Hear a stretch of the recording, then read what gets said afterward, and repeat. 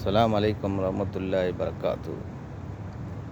அல்ஹம்துலில்லாஹ். காலையில் தஹஜ்ஜுத் தொழுதுட்டு அப்படியே கொஞ்சம் நேரம் சென்று சொன்னது ஃபஜர் தொழுகைக்கு வரப்போகும்போது காலையில் ஒரு காற்று இருக்குது. ஃபஜருக்கு வரப்போகும்போது அந்த நாவூர் இப்போ அவர் பாட்டு படிச்சிருப்பார்.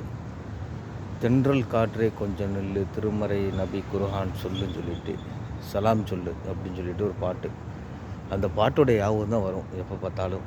காலையில் ஃபஜருக்கு வரும்போது மாஷா அல்லாஹ், அந்த ஃபஜர் இருக்கும்போது அந்த வானம் அந்த பூமி அமைதியாக எவ்வளோ அழகாக இருக்குது நம்ம ஃபஜருடைய நேரத்தில்.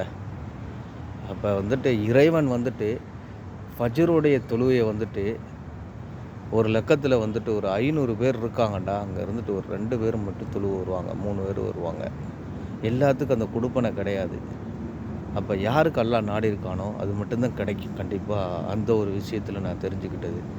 அப்போ நமக்கு அதில் முழிப்பு நம்ம ஃபஜருக்கு தொழுவ போகிறோமே அப்படின்னா அது நமக்கு மட்டும்தான் அல்லாஹ் நாடி இருக்கான்.